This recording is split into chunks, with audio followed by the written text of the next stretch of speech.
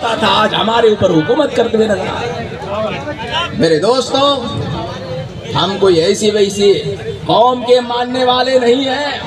ہماری شان یہ ہے، اللہ نے قرآن میں بیان فرمایا ہے، ان الدین عند اللہ الاسلام، بے شک اللہ کا چنا ہوا دین اگر کوئی ہے تو مذہب اسلام۔ قرآن میں میرا رب فرماتا ہے وَمَن يَبْتَغِي غَيْرَ الْإِسْلَامِ دِينًا فَلَن يُقْبَلَ مِنْهُ۔ مذہب اسلام کے علاوہ کوئی دین خدا کی بارگاہ میں قبول نہیں کیا جائے گا۔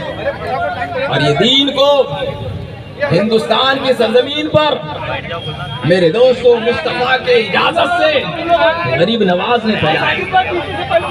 اور آپ کو تاریخ معلوم ہے، دہرانے کی ضرورت نہیں ہے، میں صرف یہ بتانے کے لیے آیا ہوں کہ میرے دوستوں مجھے ایک عنوان دیا گیا اسلام اور عورت، تو بتا دینا چاہتا ہوں کہ اے مذہب اسلام کے ماننے والوں، عورت کی عزت جو مذہب اسلام میں ہے وہ کسی اور میں نہیں ہے۔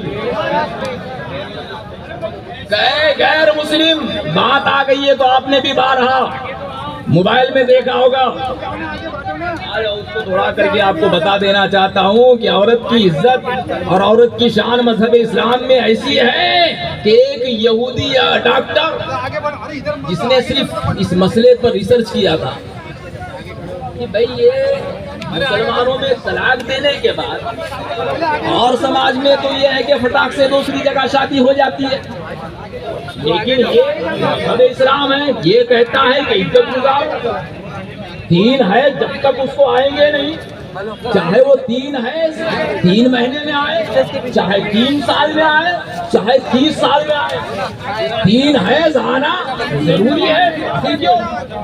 اور سماج میں تو یہ معاملہ نہیں ہے، اس میں کیوں؟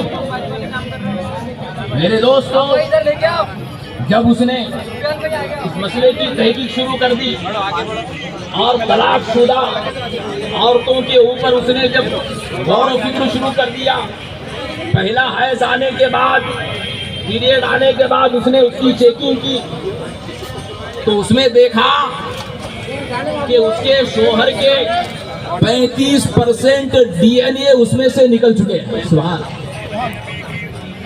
دوسرے پیریڈ میں جب اس نے چیک کیا تو اس نے دیکھا کہ دوسرے پیریڈ میں پھر 35% یعنی 70% ڈی این اے 2 مرتبہ کے پیریڈ میں اس کے نکل چکے۔